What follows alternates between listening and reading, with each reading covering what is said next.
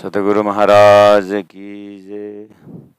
श्रृंगार ग्रंथ प्रकरण 18 चौपाई नंबर 65 तक चिंतन हुआ है सुंदर शाह जी, लेकिन चिंतन का अपना जो दर्जा है, अपने ऊपर थोड़ा सा चिंतन करें। प्रसंग आ रहा है कि धनी के श्रीराज जी के चरण और आभूषण या हाथ का आभूषण, चाहे अंगों में वस्त्र या कोई भी अंग में भूषण, और अंगों का अपना अपना भूषण है,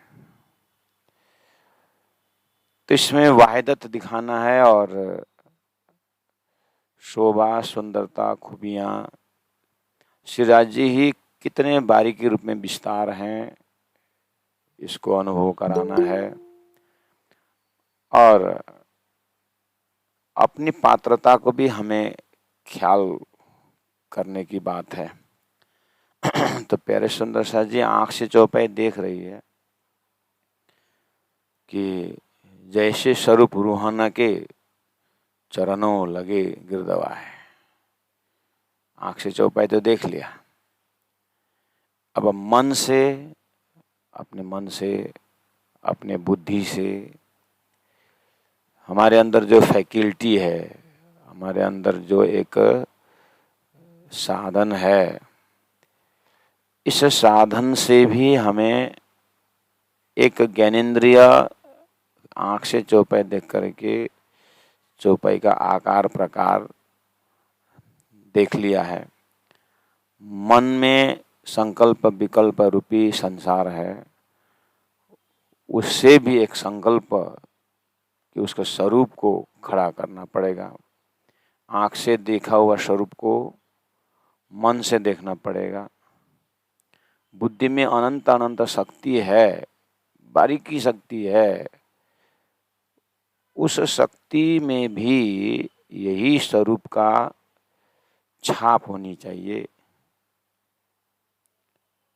और इन इंस्ट्रूमेंट से, ये जो करण है, इंस्ट्रूमेंट है, बुद्धि, मन, चित्त का अलग ही संसार है, चिंतन करना उसका स्वभाव है।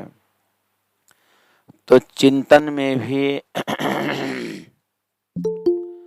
इसी स्वरूप का आँख ने देखा हुआ जो चौपाई का आकार प्रकार है, जिस स्वरूप का वर्णन हो रहा है,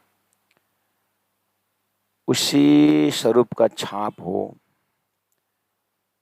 और इन सभी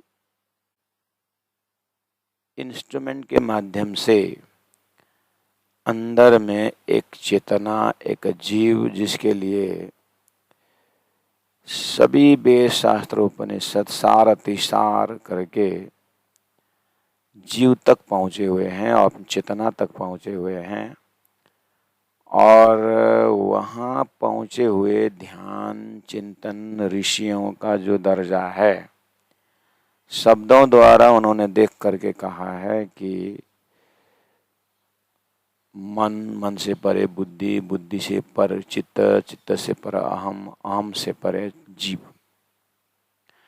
इस तरह से जीव में एक अज्ञान जीव है जो इंद्रियों के साथ, इंद्रियों के विषय में रमता है, और उसी जीव को जब आत्मसात होता है कि मैं इन सब वस्तुओं से अलग हूँ, तो एक ईश्वरीय भाव आ जाता है जो परम जीव कहते हैं या उसको आत्मा कहते हैं। इस तरह से ऋषियों ने या परमात्मा का ही संदेश शास्त्रों में अपने आप को इन इंस्ट्रूमेंट से परे साक्षी भाव में उपस्थित कराने की कोशिश की गई है। और उसी दर्जा से सभी ऋषि महर्षि एकांतकारी हो गए, एकांत प्रेमी हो गए, चिंतक हो गए, जिसको संसार में कोई रसदार देखे ही नहीं उन्होंने पूरी तरह मुख फिरा लिए हैं। सद्गुरु देवचंद्र जी महाराज की जीवनी हम भी तक में श्रवण कर रहे हैं। उन्हीं ऋषि परंपरा से, उन्हीं पूर्वजों का एक साधन धारा में, साधना के धारा में सद्गुरु महाराज ब्रह्म खोज, ब्रह्म चिंतन में आए हुए हैं। और उन्होंने जो एक त्याग का धारा, वैराग्य का धारा, उन्होंने एक चिंतन का धारा जो प्राप्त किए हैं, बताए हैं, वो हमें आत्मसात करना होगा। अंतस्करण की बात से भी है, दूसरी अपने अंतस्करण के अंदर जागृत, स्वप्न, सुषुप्ति, तुर्य ऐसी अवस्था भी है। हमें ये जो श्रृंगार, परमधाम का वर्णन, राज्य का अंगों का वर्णन, आत्मानंद का रस, उसका खुशबू शब्द हमने इसके ऊपर ध्यान से, चिंतन से देखा जाए, खुशबू बोलते ही फूल की बात आती है। फूलों का महक, फूलों तक पहुंचने तक, फूल बोलते ही हमें वृक्ष दिखाई देता है, पत्ते दिखाई देते हैं, फूल में रंग दिखाई देता है, लेकिन खुशबू नहीं दिखाई देता है। इसका मतलब बारीकी है और खुशबू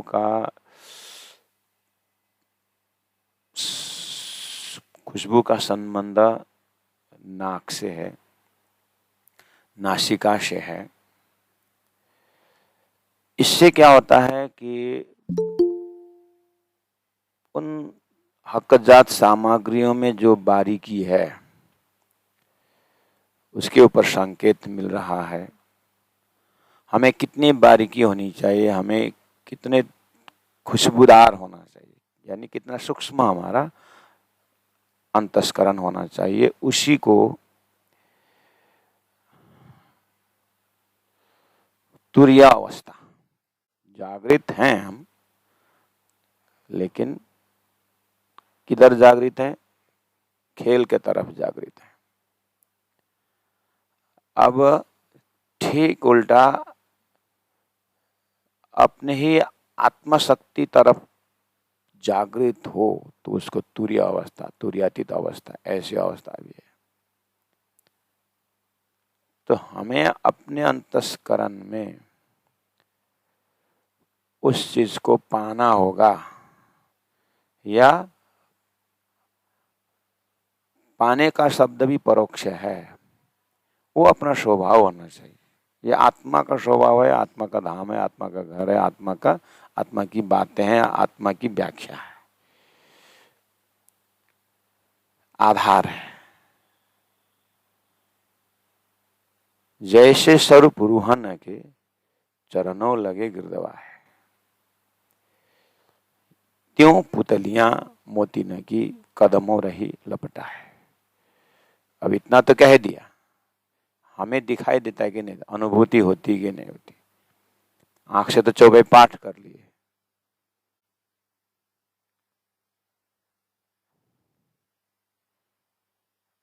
जैसे स्वरूप रूह न की, तो हमें एक स्थान, एक भंडार, जहाँ अपने परात्म स्वरूप राजी महाराज के इर्द गिर्द चारों ओर बैठे हुए ऐसा आत्मीय स्वरूप का एक नजरा, एक भंडार,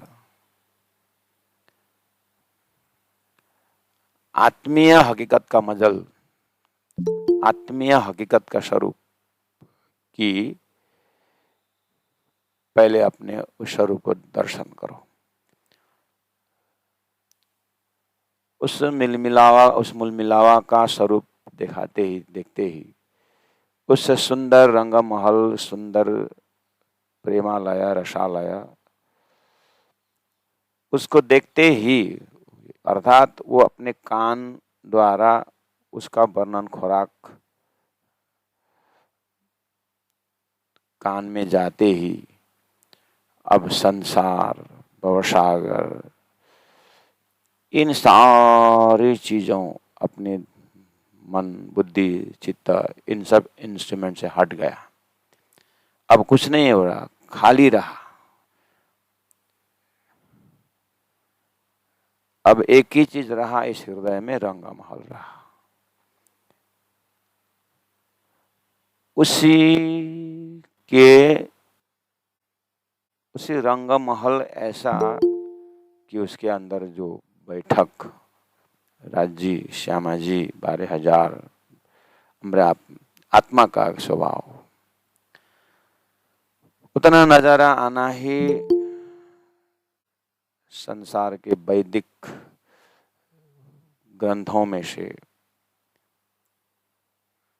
सब संसार उनका शून्य हो गया है, अस्तित्व ही नहीं। अब एक ही अस्तित्व बचा, चेतन का। ऐसे ही चेतन का भंडार को रंगमहल, आनंद का भवन, वहां से संकेत कर रहे हैं जैसे स्वरूप रूहाना के। हमने आगे पीछे चौपाइयों के माध्यम से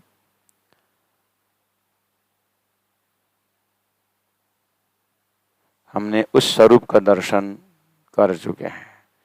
चरणों लगे गिरदवाए, राज्य के पूरा चरणों में घेर कर रूहें विराजमान है।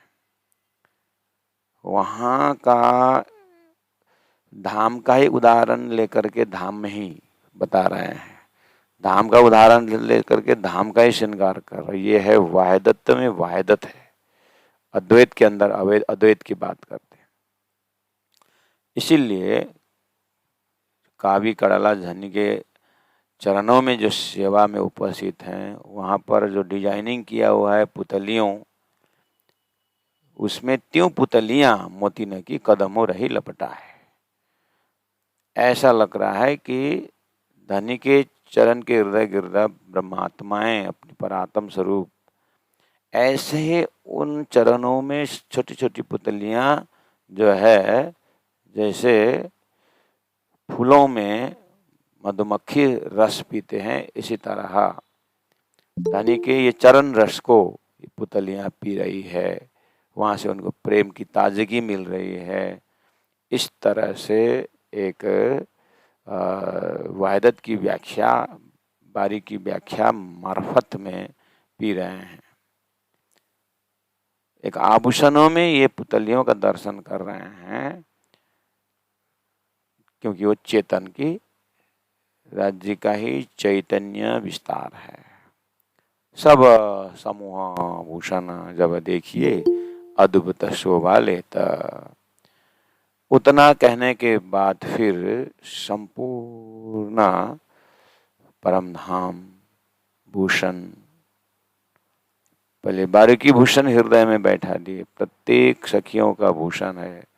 वो भूषण की व्याख्या, उस भूमि का व्याख्या योग माया से शुरू किए हैं, काल माया से शुरू किया है, योग माया में बताएं, और योग माया से भी परे अक्षरातीत की भूमि को, हमारे चिंतन को उठा रहे हैं। सब समूह आभूषण एक ही साथ दर्शन करें तो अद्भुत नजारा, प्रेम का बहाव। जुबा खूबी क्यों कह सके, आशिकी इंद्रावती आत्मा कहती है, इस जुबा से, इस दिल से, इस बुद्धि से कहाँ तक वर्णन करे, हक दिल चाही शोभा देता। फिर एक क्लिप बता दिया कि ये शोभा हक का दिल जैसा चाहे वैसे देता, तो और इसका वर्णन असंभव हो गया। इस तरह से हाथ दीजिए भूषण पर। अब लीलाएं, लीलाएं क्या अंग है, वो वाहिदत, वो प्रेम का। हाथ दीजिए भूषण पर सो हाथों लगत न है। अब हाथ को ऐसा स्पर्श करने जाएं तो हाथ में आता नहीं। हाथ दीजिए भूषण पर सो हाथों लगता न है। पहने हमेशा देखिए ऐसे कई गुण है इनमा है। तो क्या हाथ देने पर हाथ लगता नहीं? बोले कि नहीं लगता तो ठीक है, बात वो नहीं है। तो क्या हाथ दीजिए भूषण पर, हाथ दीजिए भूषण पर सो हाथों लगता ना है।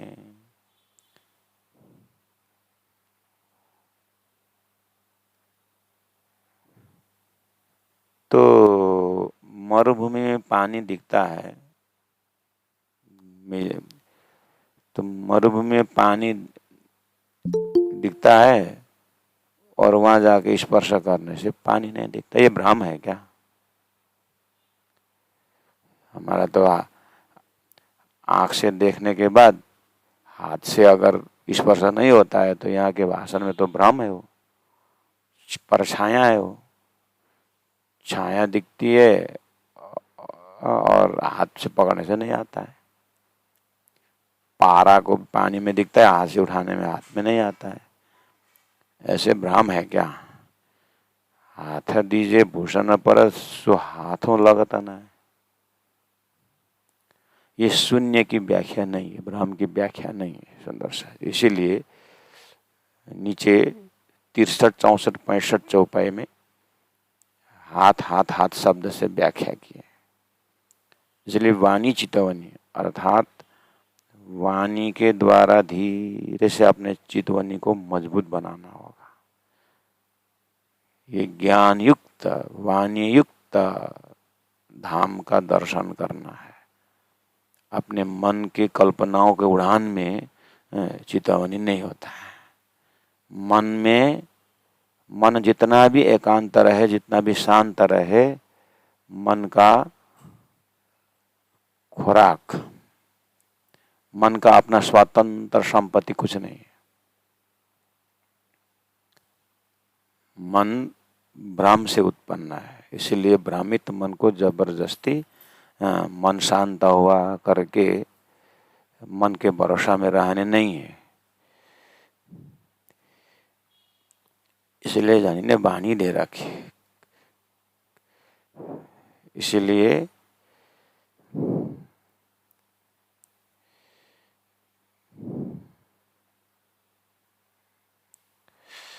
वाणी में स्थान का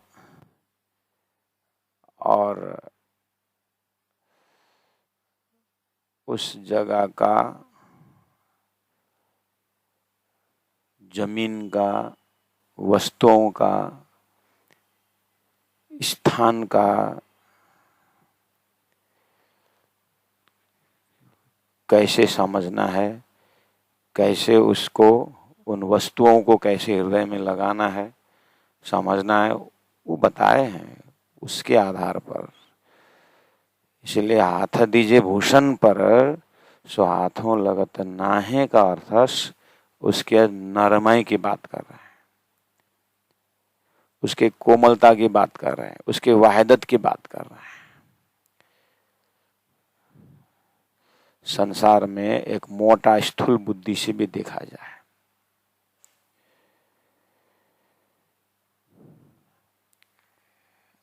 अपनापन का पराकाष्ठ में उदाहरण ले सकते हैं। एक वात्सल्य उदाहरण। छोटा बच्चा दौड़ के माँ के गोद में आके बैठ जाता है तो माँ को ऐसा लगता ही नहीं कि वो वजन है, ऐसा लगता ही नहीं कि वो हमें दुख दे रहा है। उसमें वात्सल्यता के नजर से देखा जाए तो हाथ दीजिए भूषण पर सो हाथों लागता नहीं।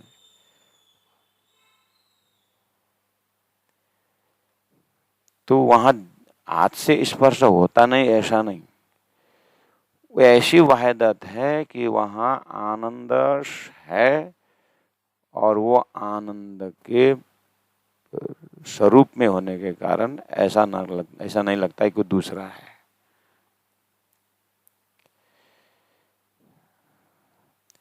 हाथ दीजिए भूषण परश, हाथों लगता ना है। पहने हमेशा देखिए ऐसे गुण है इनमें, पहने हमेशा देखिए।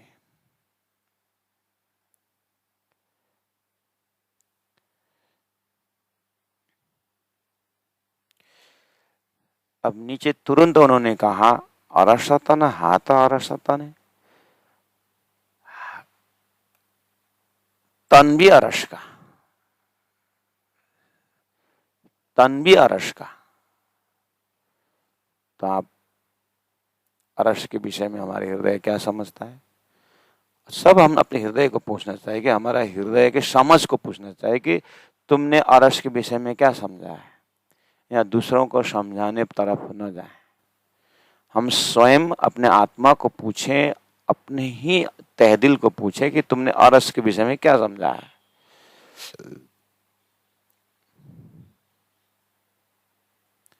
क्योंकि ये समझदार है, बहुत कुछ समझ लिया इसने, संसार समझा है। तो तुमने अरस के विषय में क्या समझा है? कोई कल्पना समझा है कि अरस है तुम्हारे दिल में, ये मन, ये बुद्धि, ये चित्त, तुम्हारे उस प्लेटफॉर्म में अरस है, धाम है? अपना है कि दूसरा है कि किसका धाम है? अगर धाम है तो धाम को समझा है, सत्य है, चित है, आनंद है, अनंत है, अद्वैत है, साकार है, प्रेम है, जीवन है, सुंदर है। अगर इस विषय में तुम्हारा आइडिया है तो अरस का कुछ तो अपने मस्तिष्क को पूछना चाहिए।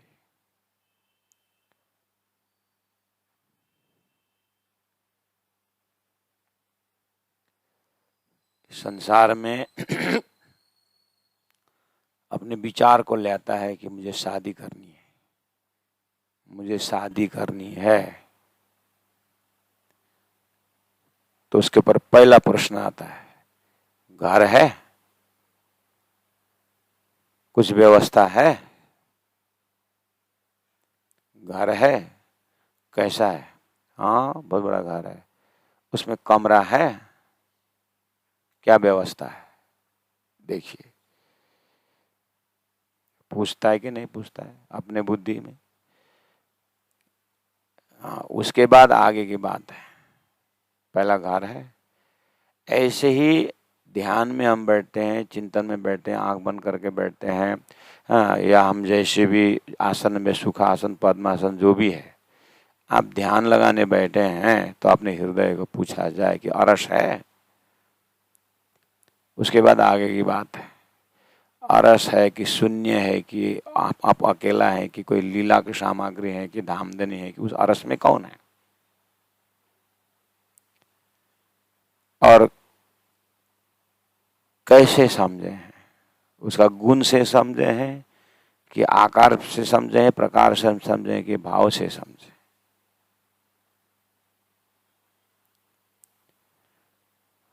क्योंकि मुझे मीठा चाय दो, तो मीठा चाय चीनी का आइडिया है, चीनी है तो फिर मिश्री का आइडिया है, मिश्री का आइडिया है तो गन्ना का विज्ञान होना चाहिए, उसका रस तक पहुंचना चाहिए। तो संसार में एक दूसरे के कनेक्टेड है। तो छोटा सा लड़का ने एक सुंदर मूर्ति बनाई, तो ये मूर्ति आकार को देख करके हम पूछे ये किसका मूर्ति है? उस धातु को जानना चाहते हैं, सोने का है कि पीतल का है कि ब्रास का है कि लोहा का है कि क्या है? ऐसे ही परम धाम का एक्टिविटी, लीलाएं, उसका बेस क्या है? वो सामग्रियां किसकी है? सत है, चित है। बस पहले उसको हृदय में अरसत के बाद तन आता है, उसके बाद हाथ आता है,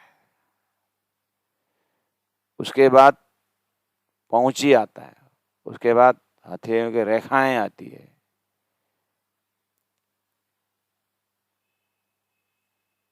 तो पहला परमात्मा ने अक्षर को फरामोशी डाल करके संसार बनाया, फिर शास्त्र भेजा, फिर संसार बनाने पहले तो 5 तत्व बनाना पड़ा, फिर उसको 5 तत्व में जीव प्रवेश कराना पड़ा।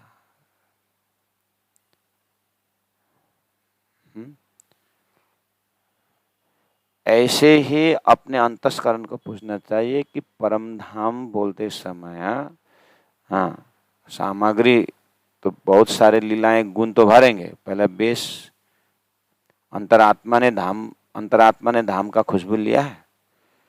अरसता ना, हाथ अरसता ने,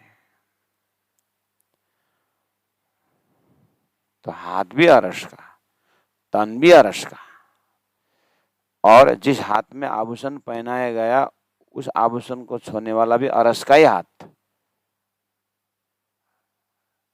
अरस का ही तन, अरस का ही हाथ।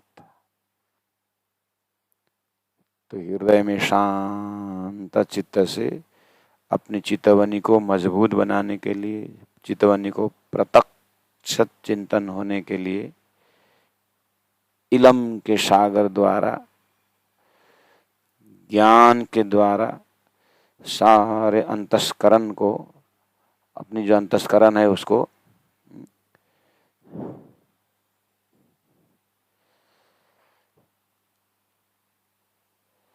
लबालब इलम और इशक में डुबाना चाहिए। इशक और इलम में डुबाना चाहिए मतलब एक पत्थर के मूर्ति को देखो, यत्र तत्र तत्र पत्थर ही पत्थर है, कान में भी पत्थर है और नाक में भी पत्थर है, पत्थर को होते हुए भी आकार लिया हुआ है।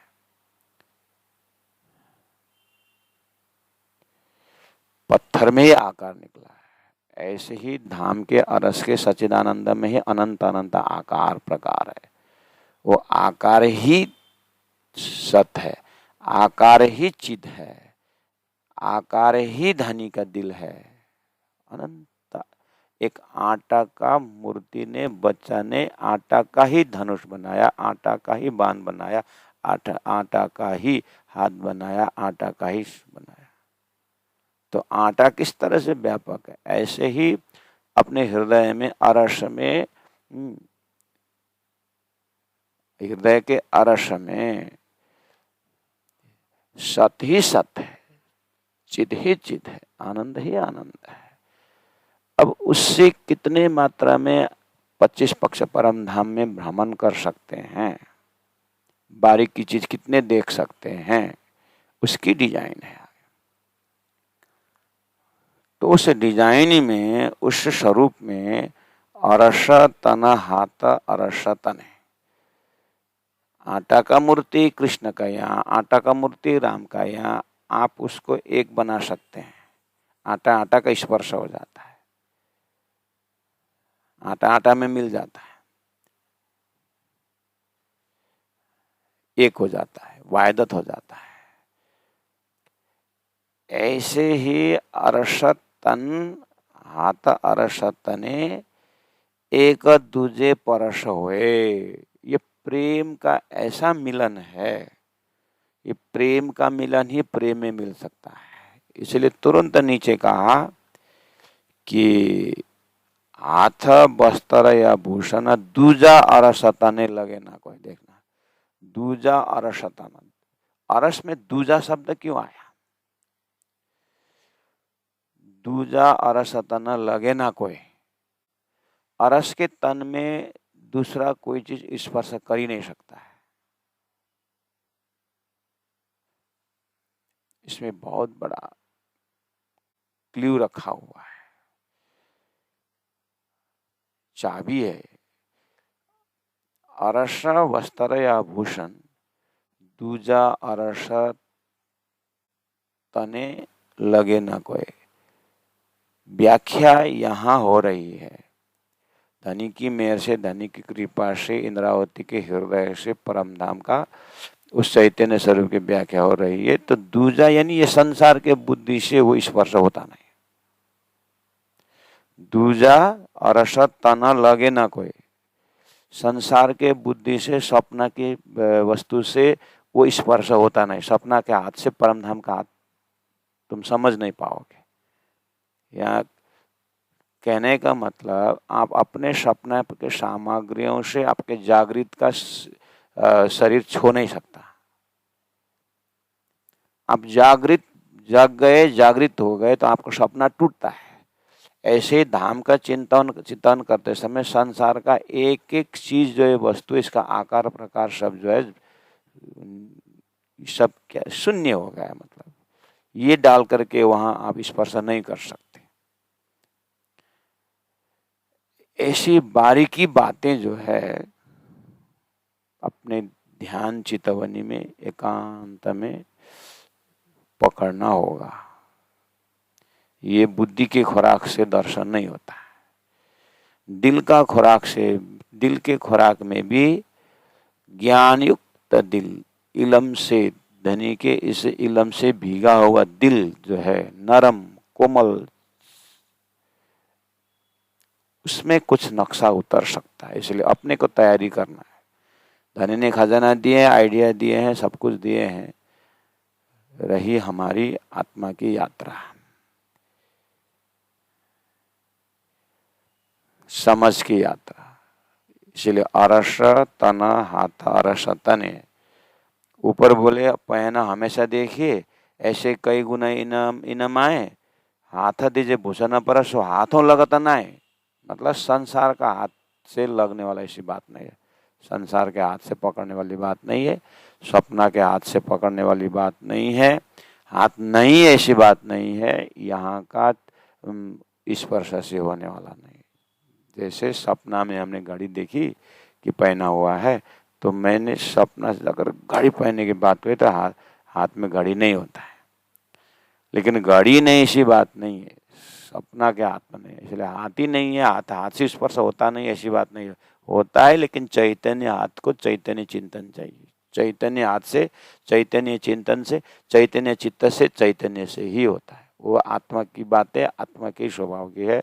उसमें जो अक्षर के ऊपर फरामोशी डाल करके जो एक सपना का आकार प्रकार बना करके जो खेल दिखा रहे हैं, ये खेल के इंस्ट्रूमेंट, खेल की बुद्धि है, सब सपने की बुद्धि है, इससे उसका स्पर्श नहीं होता।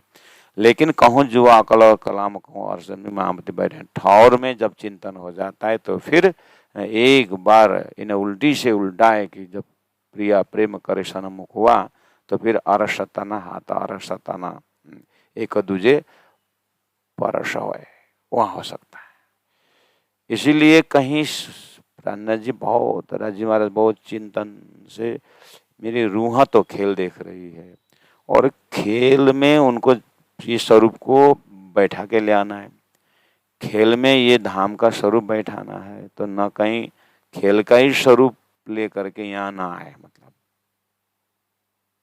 वो तो आकार प्रकार है, झूठा है, दुखा है, वो वाला है, उसमें कहाँ यहाँ अस्तित्व है। इसलिए हम पार में बैठे देखे प्रपंच, शब्द उच्चारण करने से नहीं होता। एक एक चौपाई बहुत बार आवृत्ति होकर के फिर परातम से निकला हुआ समझना चाहिए। परातम में बैठे हुए इन चौपाई, इसलिए कितने बार रिपीटिशन, आवृत्ति आवृत्ति करके क्यों सुहागिन इंद्रावती आत्मा बार बार दर्शा रही है। कोई बोलते हैं इसमें रिपीटेशन है। महाराज रिपीटेशन का अंतर माहे बाहर से सोचना होता है।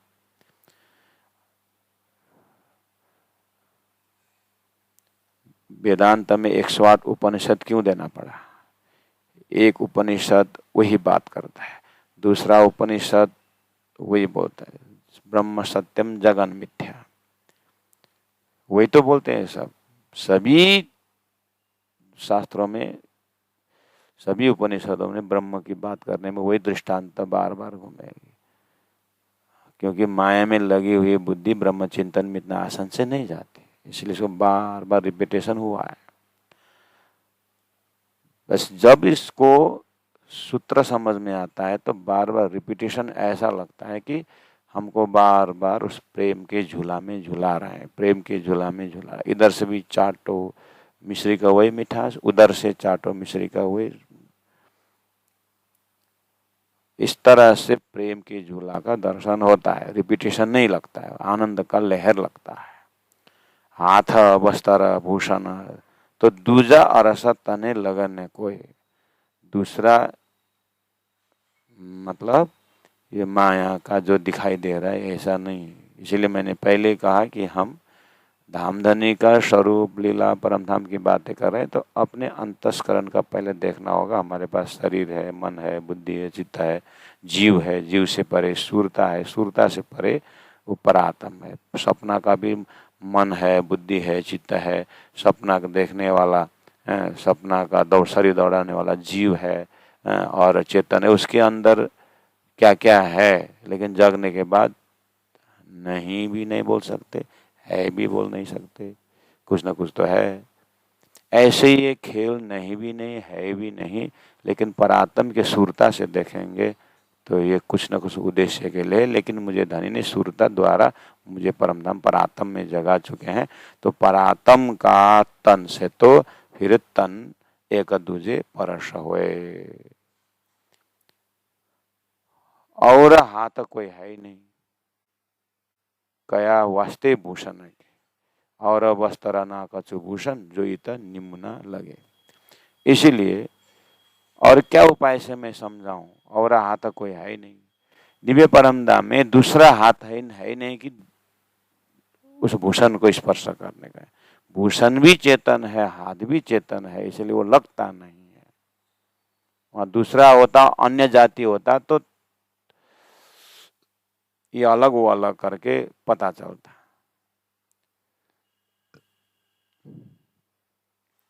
और हाथ कोई है ही नहीं।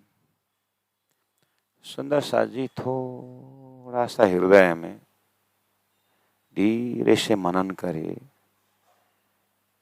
एक पतिव्रता स्त्री के गुह्य गुफा घर में, एक पतिव्रता स्त्री के एकदम अपने एकांत अंतःपुर कक्षा में रात को 12 बजे 1 बजे एकांत में एक चोर घुस जाता है, एक बदमाश कुछ घुस जाता है, तो वो स्थिति में कितना भय, कितना अनइजीनेस, कितना क्या बताएं कि उस डिजाइनिंग कमरा में सोने का सिंहासन है और सुंदर डिजाइनिंग कमरा है, तो ठक ठक आवाज आया, दरवाजा खुला, लेकिन चोर घुस गया या बदमाश घुस गया। तब ये पतिव्रता स्त्री के पूरा हाव भाव में कितना द्वैत का संसार घूम गया। लेकिन उसी जगह में अपने पतिव्रता स्त्री का, हाँ, अपने पतिव्रता का पति मालिक उस दरवाजा में जब घुस जाते हैं तो क्या अनइजीनेस होता है।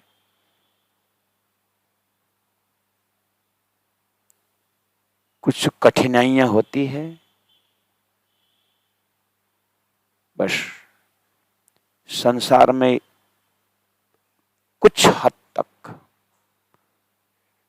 एक पवित्रता का कायम, संसार के सबसे बहुत पवित्र संबंध है, और ये संबंध कायम रखने में जो एक अनइजीनेस का यहाँ कोई गुंजाइश ही नहीं है।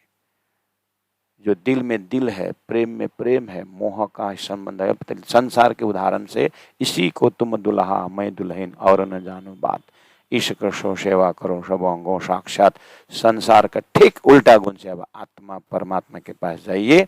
अब वो परमात्मा प्रेम का उतना तो यहाँ तो चेतन का पराकाष्ठा दर्जा में पतिव्रता स्त्री पहुंचा करके एक कुछ अनुभव की बात हो रही है, तो चेतन का पराकाष्ठा है, यहाँ अब उदाहरण नहीं है दूसरा। लेकिन धनी ने चौपाई में पहले क्ल्यू बताया, मैं बार बार उच्चारण करता हूं कि चेतन कावे झूठी जीमी सो सब जड़ तू जान, थिर कहावे अरस में सो चेतन सदा परवान। जो कहा यहाँ वो चीज को संसार के पराकाष्ठा पराकाष्ठा इजिनेस का सहजता का जो संबंध है, उसको वो आनंद का जो है परम धाम में ये आभूषण के गुण में ही, आभूषण में ही वो गुण दिखाई दे रहा है। इतना सहजता, इतना सरलता, इतना वाहिदत, इतना अद्वैत उसमें, और हाथ कोई है ही नहीं वहां पर, चेतन को छोड़ करके दूसरा कुछ है ही नहीं।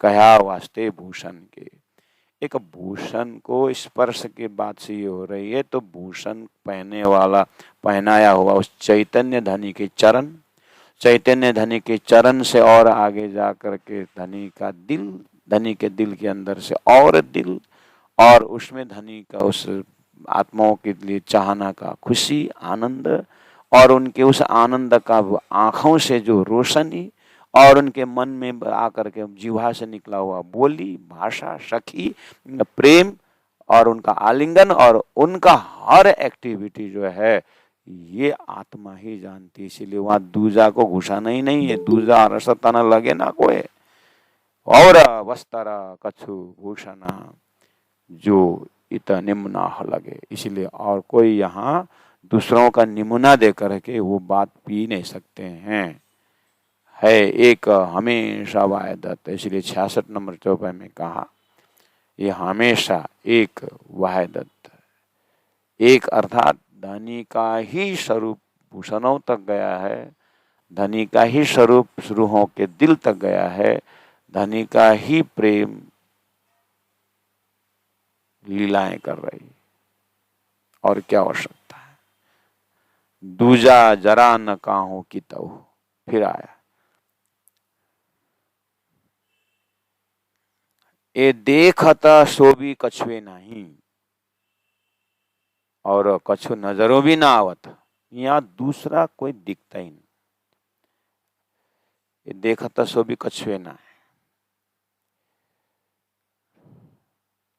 आपका ध्यान, आपका चिंतन, आपने जो जिसको जिसके आधार पर आप उड़ान भर रहे हैं, ये आवाज कान में आ रही है, कान से अंदर मन में जा रहा है, मन से बुद्धि में होते होते होते जीव तक जा रहा है, जीव से चेतन तक जा रहा है, और उस सुरता से आपको बारीकी सुरता के द्वारा इस चिंतन को आप परात्म में जा रहे हैं।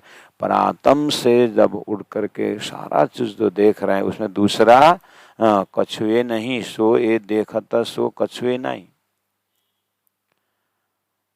और कछु नजरों भी ना आवता। मतलब यहाँ जो अभी तक जो अज्ञान में देखा हुआ जो चीज है वहां कुछ है नहीं, और धाम में जाने के बाद भी दूसरा कुछ नहीं। कैसे समझेंगे? ये देखा था सो भी कछुए नहीं, यहाँ जो दिख रहा है वो वहां कछु नहीं, और धाम में जाने के धाम का चिंतन में वहां कछु नहीं, वहां का कछु नहीं। प्रेमी प्रेम है, आनंद ही आनंद है, जो सामग्री है सच्चिदानंद है। और यहाँ देखा था सो भी कछु नहीं, यहाँ कुछ है ही नहीं। एक ही चौपाई दोनों तरफ का देख रहे हैं कि आप जब तक सपना देखोगे परम धाम नहीं है, या जागृत नहीं, जागृत देखोगे सपना नहीं। इस स्थिति से आपको अंतस्करण को बनाए रखना होगा। अंतस्करण का जो जमीन है उस जमीन को इस तरह से सींचन करना होगा परम धाम समझने के लिए। इलम का जमीन है ये, इलम का जमीन में रूह रूपी बीज को प्रेम से सींचन करना होगा। प्रेम रूपी पानी से सिंचन किए तो कुछ रसदार फल लगेगा। वो फल का रस ही इलम का रस है। और कछु नजरों भी न आवत।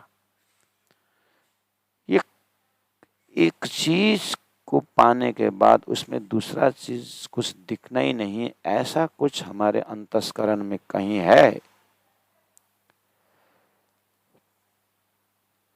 मिश्री करके पहचानने के बाद मिश्री के अंदर हमारे अपने दिल में ढूंढे, हृदय के मिश्री का, हृदय के कहीं कोने में आप मिश्री ले जाके रखिए। अब वो मिश्री को देखते रहिए, मिश्री को वहां आप ढूंढिए अपने हृदय में, कहीं वहां पर फिटकरी नमक आपको मिलता नहीं। अपने हृदय गुफा में मिश्री को रखिए और चाटिए, हैं? और आप बेफिक्र उसको चाटते हो, बेफिक्र उसको, अनंत कोने हैं उसमें, उसमें जीवा से स्वाद लेते रहिए और मस्तिष्क को पूछते रहिए। वहां न नमक है, न फिटकरी है, कुछ भी नहीं है। शांत दिल से आप घुमा घुमा को मिश्री को चाटते हैं, मीठा आता है। ऐसे ही परमधाम रूपी हृदय गुफा में जब आप परमधाम को बैठाते हैं, वहाँ दूसरा चीज सो देखत सो भी कछुए नहीं और कछु नजरों भी ना आवत। ये है एक हमेशा वाहिदत। अनेक प्रकार का आकार प्रकार, अनेक प्रकार का डिजाइनिंग, अनेक प्रकार का वहाँ पर एक आभूषणों में इतनी व्याख्या हो रही है, पुतलियों का उन बारीकी में देख रहे हैं।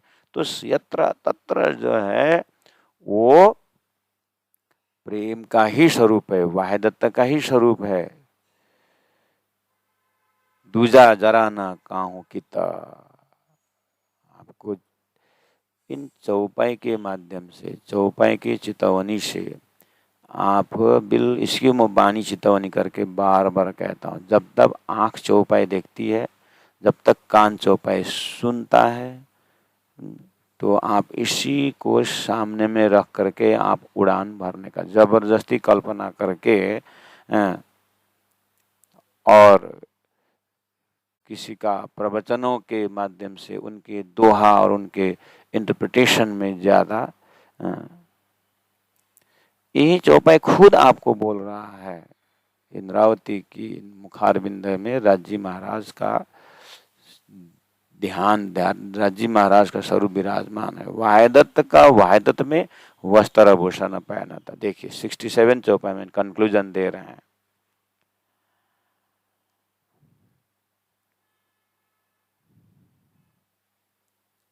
वाहिदत्त के वाहिदत्त में वस्त्र आभूषण पहना था।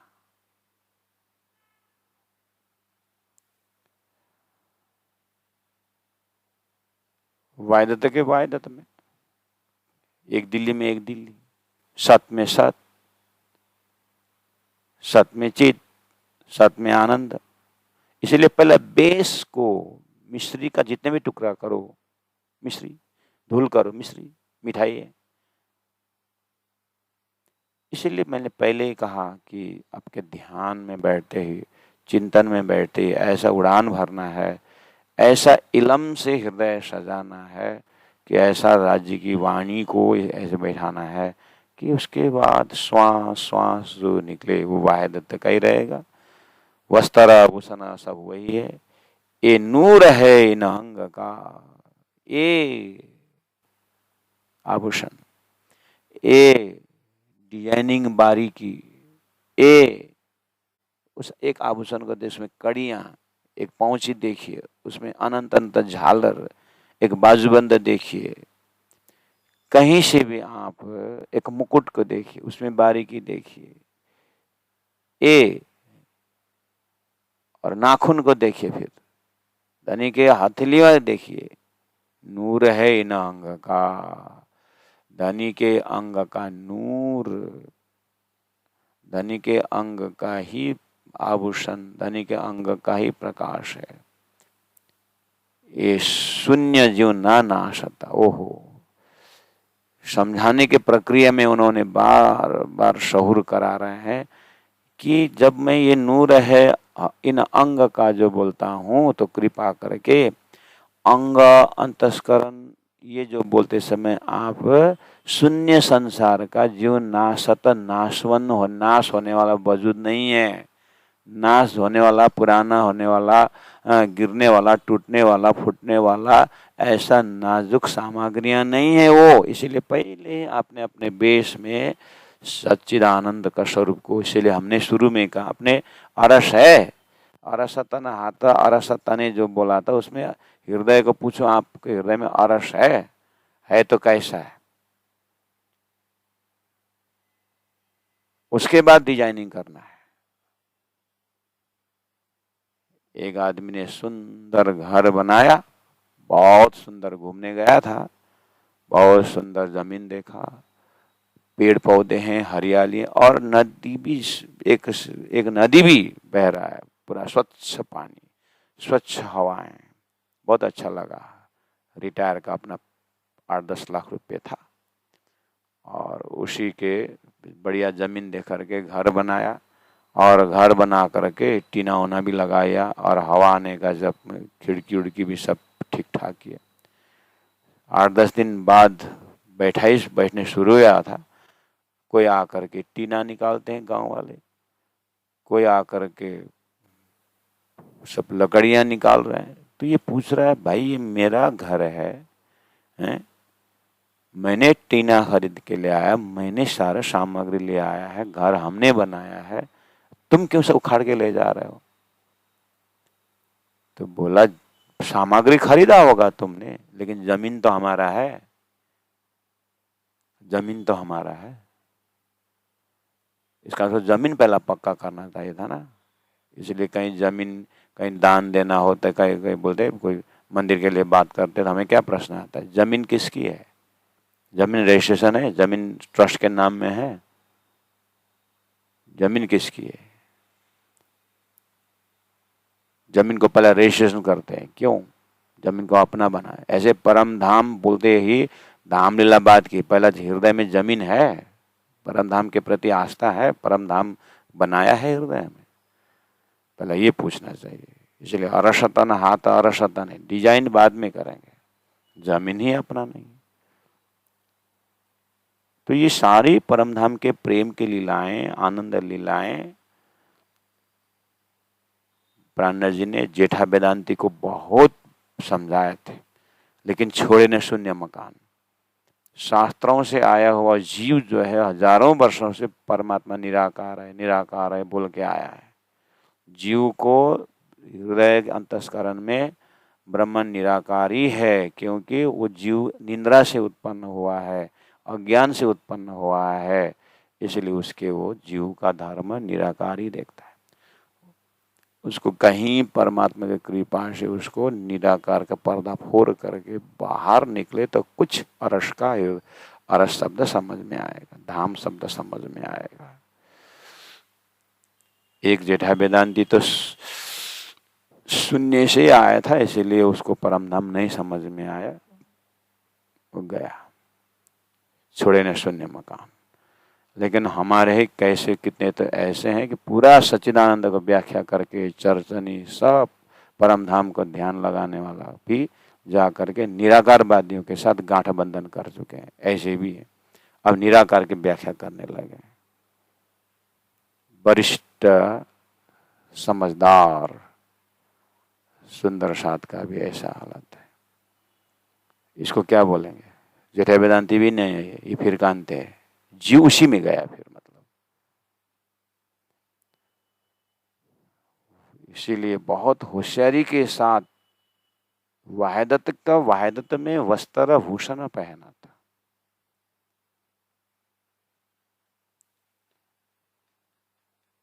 बच्चा मेरे गोद में है, वाहिदत है। वाहिदत बच्चा ने छाती में एक लात मारा, वाहिदत है।